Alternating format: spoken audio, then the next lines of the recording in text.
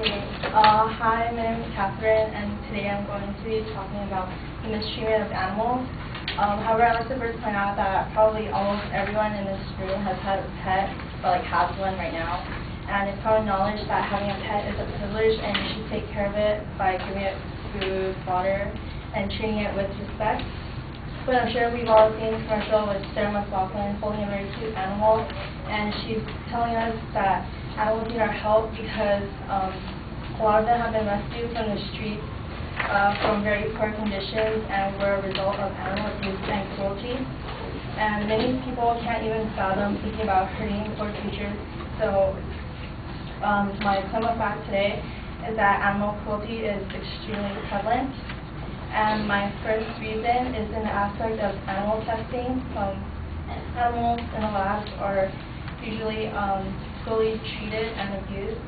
Like in one study done at the University of Chicago, where they were studying sleep deprivation, they used lab rats, and they denied them sleep by putting them into a flower pot platform that had a water puddle at the bottom, and if they fell asleep, they would fall into it and they could drown unless they woke back up.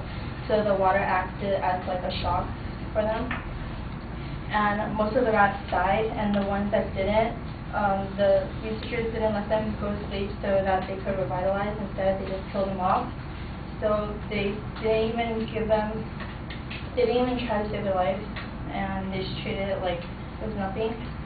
And then in a second example, at the University of Washington laboratories, a monkey was found starved to death. But it wasn't even used for a lab test, they just kept it there. And the researchers were supposed to check up on it every 2.5 weeks, or every 6 weeks actually, to make sure that it was healthy.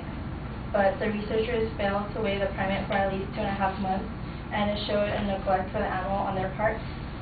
And going on to my second reason, animal cruelty doesn't only happen in special circumstances like in just testing and for scientific research. It can happen by like regular people. In a news outlet in Sweden called The Local, 3 men were jailed and a 4th man was fined for torturing 2 rabbits to death. The first rabbit was burned alive, while the other was kicked to death, with one of the men provoking a dog to attack it. So the dog was right next to the rabbit, and it was like barking at it, and the rabbit was partly frightened to death also. And the incident was filmed and was found during a house search by police.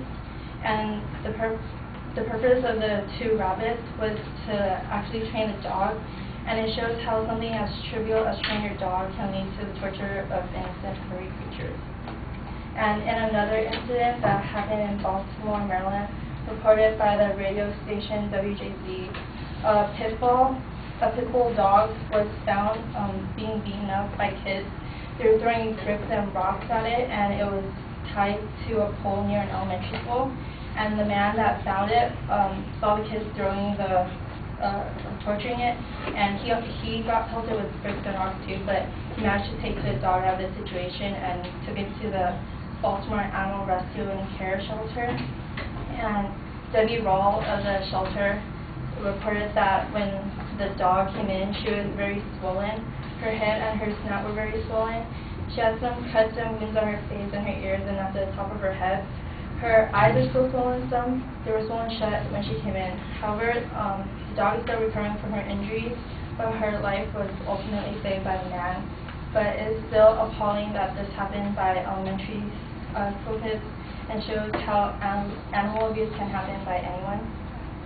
And the last example of unsuspecting animal abuse is the arrest of 2 UC Davis students for torturing a hamster with a cigarette lighter.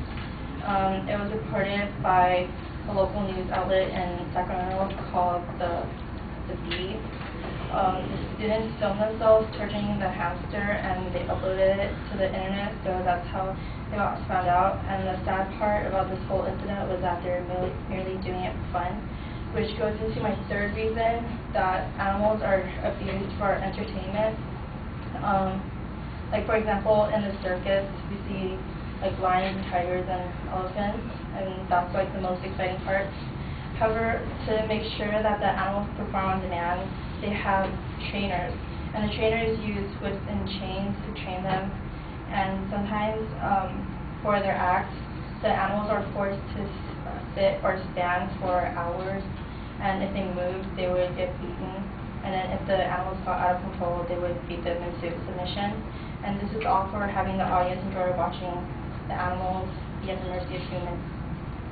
And the last example of animal cruelty for entertainment would be bullfighting. In Spain, they would have yearly bullfights, and the masters would have a little dance with the bulls to observe their behavior, and this would lead to a slow dance for the bull because there would be different rounds, and the master would take several stabs at it to weaken it, and then by the last round they should stab it through the heart so it dies. And then this is all for the sake of entertainment, and it happens every year because it's tradition. So I would like to end my presentation by stating again that despite how many of us cannot even think about hurting an animal because it is so devastating that it very much exists in the world.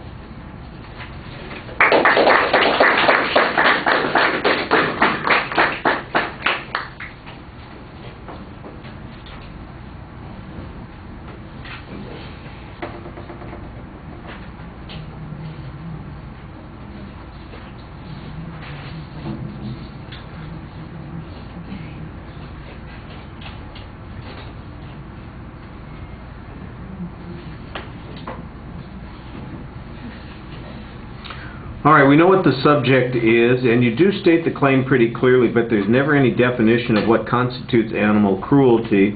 You know, my failure to give my dogs a treat in the morning might be animal cruelty as far as I know. Is that comparable to beating a dog to death with a brick?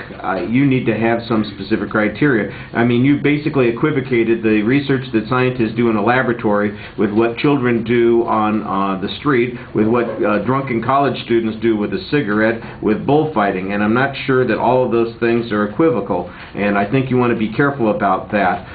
Your first point, there's no preview of what the supporting points are going to be, although there is some structural signposting as you go along. It did sound, however, like you had two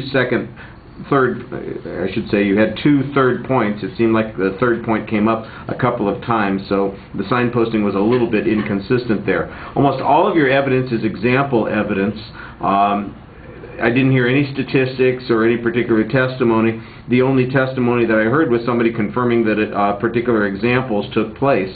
And so your research is a little bit narrow. To say that cruelty is widespread because kids in Baltimore do this, or because some scientist didn't follow through on their procedures in a lab in Washington, seems to be a gross generalization. There was no evidence whatsoever on the circus argument. And I've heard people do this subject on just the circus kinds of arguments. Then there's a lot of information that might be available on this, but none of it was presented here. So I really think that it's substantially underdeveloped in terms of the content.